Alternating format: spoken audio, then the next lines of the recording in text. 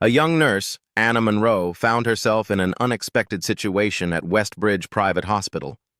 The soft hum of the fluorescent lights filled the air as she walked down the immaculate white halls, a familiar yet strangely different feeling taking root in her chest. She had worked here for almost 2 years, but today felt like no other. A sudden summons to Dr. Harris's office, the head of neurology, had left her uneasy. Had she made a mistake? Was she being reassigned? Taking a deep breath, Anna knocked on the polished mahogany door. "Come in," came Dr. Harris's voice from inside. As she stepped in, she found him standing by the window, his hands clasped behind his back, staring out at the city skyline. His office had the distinct smell of antiseptic mixed with the rich scent of expensive leather. There was an unusual heaviness in the air. "Anna," he said, his voice steady but serious. "We have a patient who needs special care. This job isn't for the faint of heart." Anna's brow furrowed in confusion. "Not for the faint of heart? What kind of patient?" she asked cautiously. Dr. Harris studied her for a moment before gesturing to a thick medical file on his desk. "Grant Carter," he said. Anna's breath caught in her throat. "Grant Carter?" Even without recognizing the name immediately, the cover of the file told the story. A black and white newspaper clipping of a devastating car accident. A year ago, the youngest billionaire in the city had veered off a bridge in the middle of the night, leaving him in a coma. His name had once filled headlines: Grant Carter, the ruthless CEO of Carter Enterprises, who built an empire at just 32. Now he was nothing but a shell of his former self, a ghost trapped in his own body. Dr. Harris continued, his voice softening. "His family rarely visits. Most of the medical staff simply does their rounds out of duty. But Grant needs someone dedicated, someone who will truly care." Anna bit her lip, hearing the hesitation in his voice. "And you think that someone is me?" she asked. Dr. Harris nodded. "I do." Anna took a slow, steady breath. It was a daunting task, caring for a man who might never wake up, a man whose wealth and power once controlled the lives of so many. But deep down, Anna knew her answer before she even spoke. "I'll do it." Dr. Harris's lips pressed into a thin line, but there was approval in his eyes. "Good. Your shift starts tonight." The private suite on the top floor of the hospital was eerily quiet when Anna entered. Unlike the sterile patient rooms, this one was designed for luxury. Spacious, dimly lit, with dark oak furniture and soft chandeliers. And at the center of it all lay Grant Carter. Anna's breath caught as she looked at him. Despite the tubes and machines keeping him alive and the stillness of his body, he was beautiful. His strong jawline, dark lashes against his pale skin, and broad shoulders visible under the hospital gown made him appear almost asleep. But this wasn't sleep. It was a man trapped in an endless silence. Anna swallowed hard and stepped closer, adjusting his IV drip before reaching for the warm cloth prepared for him. Hesitating for just a second, she gently pressed it against his skin. The moment she touched him, an inexplicable chill ran through her spine, a strange sensation, like he could feel her there, as if deep in his unconsciousness, he knew she was there. The soft beep of the heart monitor filled the silence, steady and rhythmic. Anna shook off the odd feeling and continued her work, carefully wiping his arms and chest, making sure he was clean and cared for. "I guess you don't get a say in this, huh?" she murmured, almost to herself. Silence. "I'll take that as a no," she added with a small smile, despite herself. The days passed, and the routine became familiar. Every morning and evening, Anna would bathe him, change his sheets, and monitor his vitals. But soon, it wasn't just about medical care. She found herself talking to him, telling him stories about her day, about the world outside his window. "You should see the cafeteria food, Grant.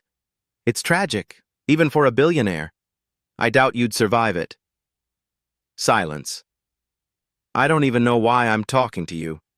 Maybe I just like the sound of my own voice. Silence. Or maybe, just maybe, you're actually listening. The heart monitor beeped steadily, almost as if in response. And maybe, just maybe, he was. Anna hummed softly as she dipped a clean washcloth into the warm water. The sterile quiet of Grant's private hospital suite had become something she'd grown accustomed to over the weeks. The steady beep of the heart monitor, the faint hum of the IV drip, they were all part of the background now. She leaned over the bed, carefully wiping Grant's face, her fingers gentle but precise. "You know," she said, her voice light, "I read somewhere that people in comas can still hear things. So technically, you're the worst listener I've ever met." No response, of course. She sighed, shaking her head. "It's okay. I'm used to talking to myself now." She moved to clean the curve of his jaw when something strange happened. A slight movement. Her breath caught. Had she imagined it? She froze, staring at his hand. Nothing. His fingers lay motionless against the crisp white sheets. She let out a small laugh, shaking her head. "Great, now I'm seeing things." Hallucinating? Maybe I'm the one who needs a hospital bed, Anna thought, but the unease in her chest lingered. Over the next few days, it happened again. The second time, she was adjusting his pillow, not looking when she felt it, the faintest pressure against her wrist. Her head snapped down. Grant's hand had shifted, barely by a fraction of an inch, but it was enough to make her stomach churn. "Grant?" she whispered, hardly realizing she had spoken his name. Silence. The same rhythmic beep, beep, beep of the heart monitor. Anna placed her hand over his, feeling his warmth, his stillness, his potential movement. Nothing. Was she imagining things, or was something actually changing? Anna couldn't shake the feeling. So, she reported it to Dr. Harris. He raised an eyebrow skeptically. "I think so," Anna admitted. "At first I thought I imagined it, but it keeps happening." His fingers twitch, his hand shifts slightly. It's small, but it's there. Dr. Harris leaned back in his chair, deep in thought. "We'll run tests," he finally said. "But don't get your hopes up too high, Anna. It could just be reflexive muscle spasms." Anna nodded, but deep down she didn't believe that. She felt something happening. And when the test results came back, she wasn't surprised. "There's increased brain activity," Dr. Harris told her. "His neurological responses are stronger than before." Her heart leaped. "So he's waking up?" she asked, barely able to contain her excitement. Dr. Harris hesitated. "Not necessarily. It could mean anything, but it's a good sign." It wasn't the answer she wanted, but it was enough. That night, as she sat beside his bed, Anna found herself talking to Grant more than usual. "I don't know if you can hear me, but something tells me you can," she murmured.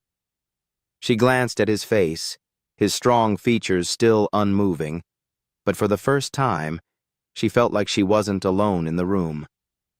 So she talked. She told him about her day, about the patients who frustrated her, about the rude doctor on the third floor who always stole her coffee. She told him about her childhood, about the small town she grew up in, about how she always dreamed of being a nurse. And as she spoke, she didn't realize it. But deep in the silence of his coma, Grant was listening. The morning sun filtered through the large windows of the hospital room, casting a warm glow over Grant's motionless form. The steady beep of the heart monitor filled the silence, just like it had for the past year. Anna stood beside the bed, rolling up her sleeves. It was just another day, another routine bath, another round of talking to someone who might never answer her. She dipped a warm cloth into the basin, wrung it out, and began gently wiping Grant's chest, Her movements were precise and careful. "You know, Grant," she murmured, smiling faintly, "I was thinking about getting a dog. I need someone to listen to who won't just lie there and ignore me all day." Silence. She sighed. "Okay, rude. I was just making conversation." She reached for his arm, running the cloth over his skin. Her fingers brushed against his wrist, and then his fingers tightened around her wrist. Anna froze. A sharp breath lodged in her throat as she stared at his hand. The pressure wasn't much, gentle, weak, hesitant, but it was there. "Oh my God." Her heart pounded violently. Her pulse rang in her ears. She wanted to believe it was just another reflex, just another meaningless twitch, but it wasn't. Because then, Grant's eyes snapped open. For a moment, Anna couldn't move, couldn't breathe, couldn't think. She had spent months staring at those closed eyelids, watching for any sign of movement, any flicker of life. And now, those deep ocean blue eyes were looking right at her. They were confused, unfocused, vulnerable, but alive. Grant's lips parted. His voice was hoarse, barely a whisper, but it was real. Company. Anna's entire body tensed, her knees almost buckled. Her breath caught between disbelief and sheer panic. He spoke. He woke up. The impossible had just happened. She barely registered the basin of water slipping from her grip, splashing onto the pristine white floor as she stumbled backward. Oh my God! Her instincts kicked in. She turned and slammed her hand against the emergency button on the wall. A loud alarm blared through the hallway. Seconds later, the door burst open and a team of doctors and nurses rushed in, led by Dr. Harris. "What happened?" Dr. Harris demanded, moving to the bedside and already checking Grant's vitals. Anna's voice shook. He grabbed my hand. He opened his eyes. She looked back at Grant, still unable to believe what she was seeing. His chest rose and fell shakily. His eyes darted around the room as if trying to piece together where he was, what was happening. He wasn't fully aware, not yet, but he was here. Dr. Harris's expression changed from shock to action. "Get me a neurological team now." Nurses scrambled, their voices overlapping with disbelief as they hurried to perform tests. The room became a whirlwind of motion, but Anna couldn't take her eyes off Grant. Then, as if feeling her gaze, his eyes found hers again. This time, he didn't look away. Everything was happening so fast. The doctors were asking him questions, shining lights into his pupils, testing his motor functions. But through it all, Grant's gaze kept drifting back to Anna. She stepped forward hesitantly, swallowing hard. "Grant," she whispered, "do you remember anything?" He stared at her, blinking slowly. A long silence stretched. Between them, there was a moment. Then his fingers twitched again. Before Anna could react, he reached for her hand weakly, slowly, but deliberately. His hand closed around hers, fragile yet firm, as if he had always known her. Anna's breath hitched in her chest. Dr. Harris looked up sharply. "Grant, do you know who she is?" he asked. Grant didn't answer immediately. His brow furrowed, his gaze never leaving Anna. "I don't know," he murmured, his voice rough from months of disuse. "But I feel like I should." A chill ran down Anna's spine. Even though Grant Carter didn't remember her, something deep inside him did. The days following Grant's miraculous awakening were filled with tests, therapy, and endless questions.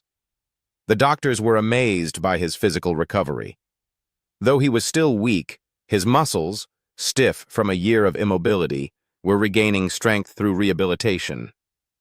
But mentally? That was another story. Grant couldn't remember anything about the accident.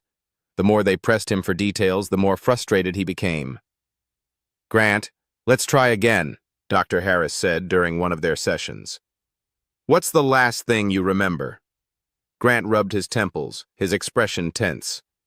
I don't know anything. Where I was, what I was doing." Grant exhaled sharply. "I told you, it's just pieces, flashes." "Tell me about them." A long silence passed before Grant closed his eyes, furrowing his brows. "I remember a feeling," he said slowly, uncertainly. "Like something was wrong. Like I was in danger." Anna, who had been listening quietly from the side, stiffened. Grant continued, his fingers clenching. "There was a road, headlights, and then nothing. Just black." Dr. Harris sighed.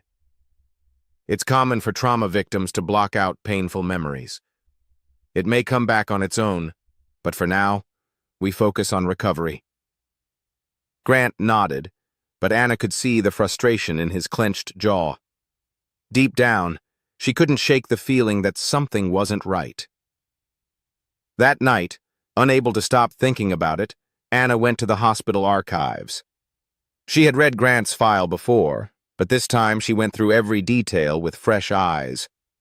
That's when she saw it. Something she had missed before.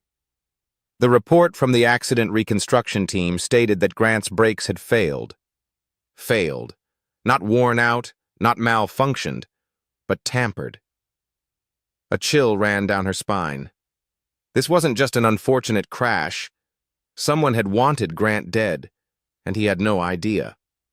Taking a shaky breath, she closed the file. She needed to tell him because if someone had tried to kill him once, they might try again. Grant's recovery was happening at a remarkable speed. In just a few weeks, he had gone from being bedridden to sitting up, eating on his own, and speaking in full sentences. With the help of physical therapy, he was learning to walk again. And through it all, Anna was there. Every step, every struggle, every frustrating moment where he wanted to give up. She pulled him back.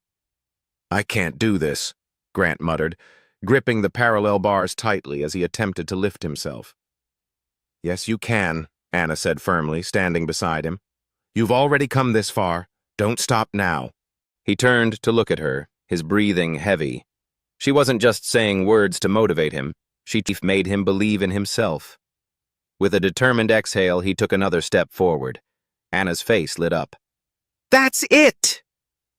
For the first time since waking up, Grant smiled, not out of politeness, not out of obligation, but because, for the first time, he felt alive again. And he knew exactly who to thank for that. Anna. Anna wasn't like the others. She didn't treat him like a charity case. She didn't see him as a billionaire trapped in a hospital bed. She saw him, just Grant. And that was why he found himself gravitating toward her whenever she was in the room. The world felt lighter whenever she spoke. Her voice pulled him from the darkness that still lingered in his mind. And whenever she touched him, her hand steadying him as he walked, adjusting his pillow, his skin tingled with something he couldn't explain. One night, after a particularly long therapy session, Anna suggested taking a walk in the hospital's garden.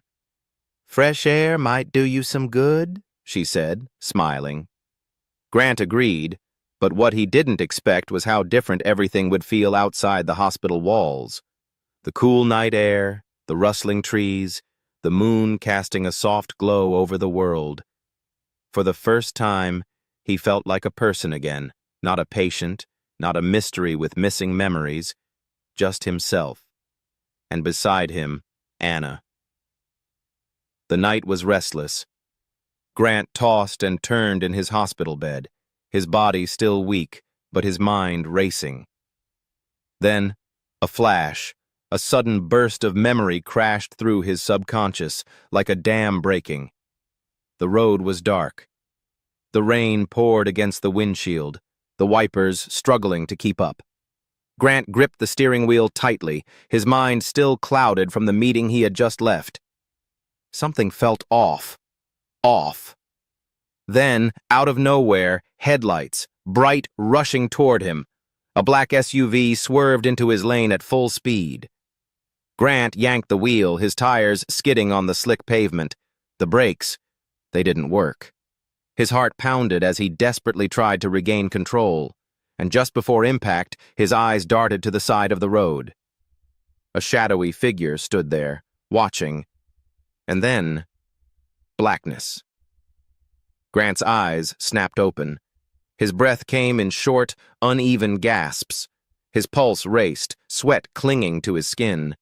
The memory had been so vivid, so real.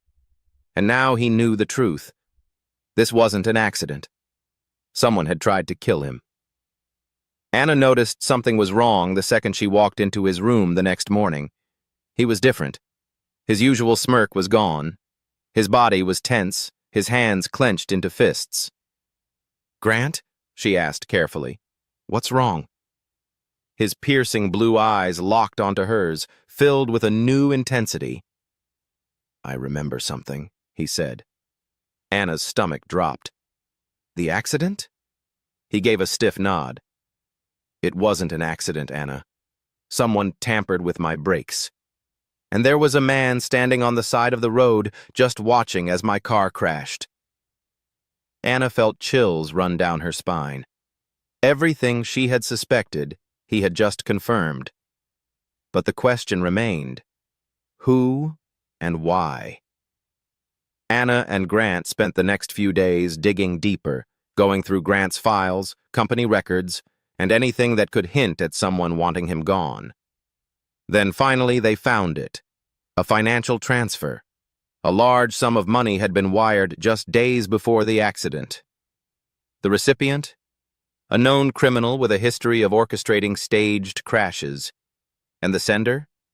Nathan Carter, Grant's half-brother. The realization hit like a ton of bricks. "It was him," Grant whispered, gripping the edge of the table. Nathan had always been jealous, always felt like Grant was the favorite, the one who inherited their father's legacy while he was left in the shadows. And now he had tried to erase Grant completely. Anna felt her heart clench. "Grant? He wanted you dead." Grant's jaw tightened. "And now, I'm going to make sure he pays." That evening, Grant and Anna arranged to meet Nathan face-to-face in a dimly lit study inside the Carter estate. Nathan lounged in a leather chair, swirling a glass of whiskey as Grant and Anna entered. "Well, well," Nathan smirked. "The dead man walks." Grant's eyes burned with fury. "Why did you do it, Nathan?" Nathan took a slow sip of his drink. "You already know why." Anna stepped forward. "You tried to kill your own brother? For what? Money? Power?" Nathan's smirk faded. "For everything that should have been mine," he spat. "You were always the golden child. The heir, the one who got everything handed to him. Well, guess what? I was tired of waiting for my turn." Grant's hands curled into fists. "So, you hired someone to sabotage my car?" Nathan laughed coldly. "I didn't think you'd survive, but hey, miracles happen, right?" Anna felt rage boiling inside her, but before she could say anything, the door burst open. 2 uniformed officers stepped inside. "Nathan Carter!"